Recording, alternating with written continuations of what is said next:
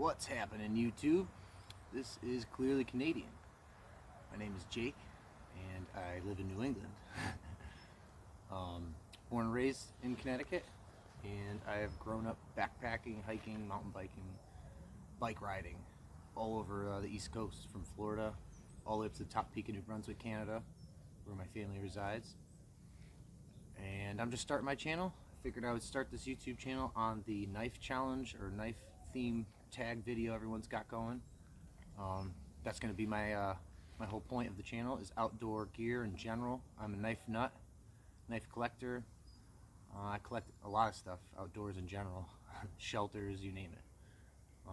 I got a cool big old bag of blades, just some of my nice limited knives and stuff, and figured we'd get this challenge rolling. Here's my first knife I bought when I was 15. This was my Smoky Mountain Knife Works purchase. Yeah, I was 15 and I was into outdoors, bushcrafting, you name it, and Crocodile Dundee. That's where this bad boy came from in my mind. I wasn't big into the Rambo stuff or little Rambo knives, and compared to this, you know, this thing is where I live. We got jungle in the woods, we got everything. We got forests, we got, you know, places we have to hack a trail. So large blades are totally useful, like Big Monkey guy, the real Big Monkey. I want to jump in on his knife tag and everyone else. So that was my first real purchase when I was a kid. And it's crazy, it's big, you know, but it was approved. My parents let me. They realized I wasn't as crazy as I seemed. So moving on down the line, I got a couple other big blades with little knives strapped to them. I've always been doing this. It's another thing I thought was cool about the real Big Monkey guy. Here's my CRKT, all lubed up and stuck in my case with a Condor Bush Lore Mini. As you know, the meat and potatoes of the blades. You got your hacker, your main work knife, little bush tool. Here is my K-Bar Swabby. This thing is inspired by Jude over at Survivotech. I hate coatings on blades, especially tops and K-Bar. They put those black coatings on there, and I stripped it like I do to all my blades. And I put this awesome patina, again, all inspired by Jude on Survivotech. He's an awesome dude, great channel. This was years ago. This was so long ago I did this blade. I planned on making a cool piggyback carry Kydex sheath from like Aswelke or somebody. And that was before I started making sheaths, so I still, of course, haven't done anything with it. And then this was the little piggyback blade I was going to put with it. K-Bar Becker. And I got the custom handles. And again, I stripped the coating, did a really cool patina on there to match. It's like a tiger striped, tiger tooth patina. It's a cool little blade. I mean, it's bulletproof, you know, as a combo. I mean, this Swabby is purely for shits and giggles. I mean, what the hell are you gonna do with it? You know, it's a zombie apocalypse knife. If you ever seen Zombie Go Boom and they're defacing people and delimbing things like it's nobody's business, you know, literally chops through like butter. That was the joke of it. It's a zombie apocalypse blade, not a bushcrafter, not a going out camping. I don't do anything with this. So again, that's why the sheath hasn't even happened. It's been sitting, it's not a priority. So I've always been into huge blades, and as I digress, go back and forth, what I need, what I want to carry, if I want to light my load, I love this minimum size. You know, like a 4 to 5 inch blade, I feel like is ideal. It'll do everything I need. This CRKT Humdinger is incredible. I mean, I bought this thing because, again, it was cheap. Half the price of some of my tops. My my wilderness survival tops knife that I made. This is kind of Yellow Hawk custom Kydex inspired, but it's got a tech lock on the back, a little tiny top Sparrowhawk piggyback carry. Again, I stripped the patina, and I love my blades smooth, no resistance, you know, just bare metal. Sharpen them right up. Look at that bad boy. Ching. That's the little baby piggyback. I got a compass on there. I got a tiny little AAA Phoenix EO5 flashlight and a Habilis Bush Tools survival fire steel with the tinder in there. And this is the Tops Tex Creek XL. Again, stripped to my likings. I put a two-stage patina on there. It's hard to catch in that sun glare, but it's a badass knife. You know, it really is cool. Again, I didn't know much about knives. I was building kits. This was already years and years ago. Custom Yellowhawk Custom Kydex inspired.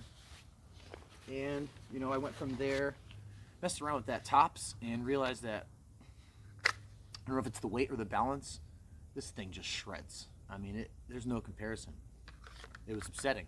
I used this and realized my Tops blade wasn't that cool. I mean, given what the use is. 1095, I love it. I could put a hair shaven sharp edge on them really quick. So I got a couple limited edition, I guess you could call them, knives. I'm a big fan of knives, of course, so I figured I would just share those couple. My currents. Here's one real cool one from Chris Tanner, Prepared Mind 01. Showed me this, the Perseverance Survival Tops. Big Scandi grind. Awesome knife, but I'm a big hand guy. Got huge hands. Look at this little baby. Look how thin that handle is. I mean, it's just, there's nothing to hold on to. You got CRKT, like, looks 2 inches wide compared to that half-inch handle. Again, it's an awesome knife. Limited edition. They only made a few hundred of these Perseverance Survivals. I got it. Here's another limited edition. They made 250 of these. It is a Kershaw Skyline, an S30V, CPM S30V. Sick knife. Stonewash finish. G10 scales. They came with their really nice little Kydex sheath with theirs. I put a Spyderco clip on there. I never wear it. You'll start seeing these themes here. I made these little beads. I stick them on all my little knives. So that's another little limited one.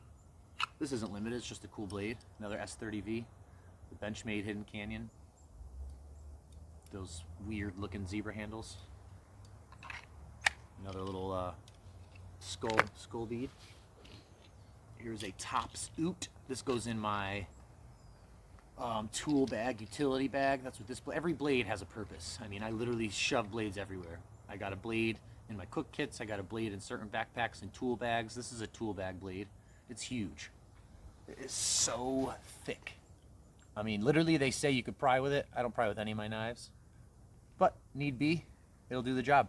I stripped the coating on the bottom of the grind, left it up top, did a little patina on it. Love this knife. It is sick.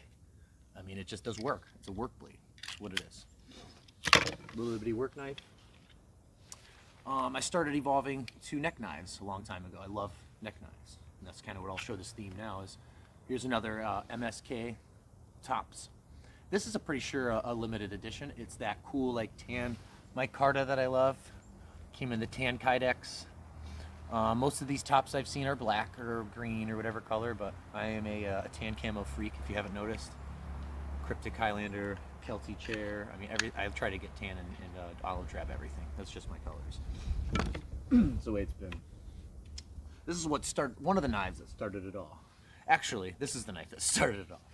Back when I was getting into real blades, I got this Benchmade Nimravis. This was gifted to me, and it blew my mind. You know, it opened me up to a world of knives. Again, it had a shitty black coating. I stripped it, did a stone wash myself at my job that I was working at, and then acid etched the blade edge. I mean, I customize everything, every knife. I like to customize shit. That'll be a part of the theme of my channel. I make everything myself, or, I mean, if I don't make it, I alter it to my liking, no matter what it is. Even my overpriced Anor hoodie that everyone complains about, these wool coats. Again, where I'm out right now, it's 30 degrees. So, I mean, we get -20, we get -10, you know, we get whatever. We get all kinds of weather. This thing kicks ass. I don't look at expenses in my tools and knives and everything. I don't look at it as like, oh man, that's a lot of money, that's a deterrence. No, I look at it as, you know, it's an obstacle. I think of these tools as survival in a sense. Some people hate survival, mixing that term. I don't like survival. But for long term, you know, I think of everything long term as a gift I could give to my children, you know. I'm about to have my third child another month, and he will be a boy. We're expecting another boy any day. It'll be my second son. So after the Nimravis, I got this Azula as a Father's Day gift when I had my first child, my daughter, which, wow, it's already been 6 years. So time flies.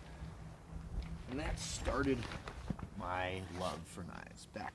I mean, I've always been in love with knives. You know, I bought the giant blade when I was 15 and have had thousands of blades. I mean, thousands. I cannot tell you how many knives I've bought. It just doesn't end. I just bought another knife 2 days ago, and that was one of the reasons why I'm making this video, because it's going to be a surprise. I'm not telling you what it is, but here's my current favorite neck knife. I have the quick release bead on it, so I'm not going to die. I'm not going to get choked. For me, I like neck knives. When I'm doing stuff, when I'm working, when I'm not, I hide it. It goes there, it's not in the way, it doesn't bother me. When I need it, it's right here. This is a limited edition. They do not make them anymore. I don't know why. This is the nicest LT Wright knife I've ever seen. I'm in love with LT Wrights. I'm waiting on another LT Wright. That's the only hint. I'm going to give 2 hints. My new knife coming in the mail is an LT Wright, and it's limited edition that I can't find. I bought one. The only one I could find for sale is a Genesis, and it's not what everyone knows. It's not the Scandi, and it's not a flat. You're just gonna have to wait and see. That's gonna be my awesome release video. I'm super excited about it. This is years in the making. You know, I've been waiting to buy a nice LT forever. But this is, they call it the, it was part of the Pout House blades, so you couldn't even buy this blade in you know, regular store or on internet purchase. You have to be a member in their forum on LT, and it's so sick. It's a D2. I did the acid wash etched on there. Again, because, you know, I like to alter my blades, but I saw weird little spots on it, and I dipped it right away. Covered the edge there so it didn't get messed up. Some nail polish, and did a acid etch and PCB etchant. I think it was like 15 minutes, and gave that badass looking dark tone. I love this knife. Oh yeah, so let me tell you about these beads, because I make the beads. I bought tritium night sight glow-in-the-dark paint, whatever the hell you call it, for gun sights, and got a bunch of these little skull beads, and put the paint in the skulls, you know, in the eyes and stuff. But I mean, you could probably see it glowing in the sunlight.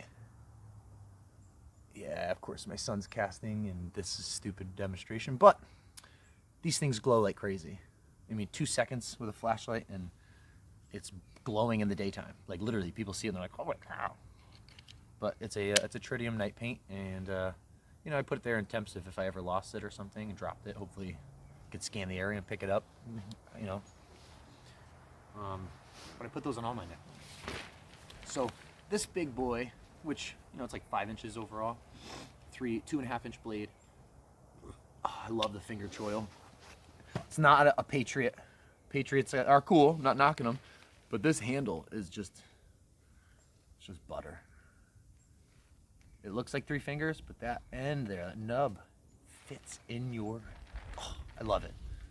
I've beaten this through anything, through hardwood. I made 1-stick fires. I do meat. This is my meat prep food knife. I keep it right here, you know, if need be. And I always got a multitude of knives on me. I keep a Leatherman CX on my pocket. And again, this is a tool. It's a work tool. That's why I have another knife. I don't want to put this where my food would be, or use it on myself if need be, if I had to, you know, cut anything off of me. This is for work. it's a badass knife for work. I mean, these things kick ass. You have every function that I ever need right here in my pocket. I feel naked without it. So that's my work blade. Try to do my neck knife, and that's not all I carry on me. I carry more than that, but that's all I tell people. They don't need to know what else I got on me or where it is. But I carry a multitude of knives. So here's a couple more little neck knives I'll share with you guys. Oh, I almost forgot. Here is the Green River. This is another inspiration for my newest purchase. I bought this a little while ago because of James of the Junkyard Fox. Green River knife. It is so badass. For 20 something bucks, I mean, it's very thin. Flat grind, Bowie style, which I love, of course. I love Bowie style, clip point. I want to do a build on this, actually. I got little pieces of ironwood that I would like to try to make ironwood handle scales out of. And I would love to see an integral brass finger guard. Like a traditional Bowie, just on the finger guard right here. I just think that would look so nice, you know. So whenever it happens, I'll let you guys know. It's not a priority right now. Like I said, I'm about to have another child, so my time is extremely limited. It's taken me years to try to jump into this video, and here I am. Thank you, James from the Junkyard Fox. I think you're awesome. Your channel's awesome. I've been emailing and messaging him for a while. Yeah, I did a patina on here. I started to see spots on the blade again. And I tried a different patina than what I normally do. I took jute twine cordage, wrapped the whole thing up. I wish I could drop in photos right here of what it looked like. And then just smothered it in mustard. Gave it like 30 minutes. And it just looks really good. It does the blade justice.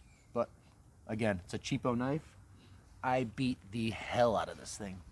Literally pound it through wood. I'm trying to break it just to see the abuse and extent that a thin-ass 1095 could take.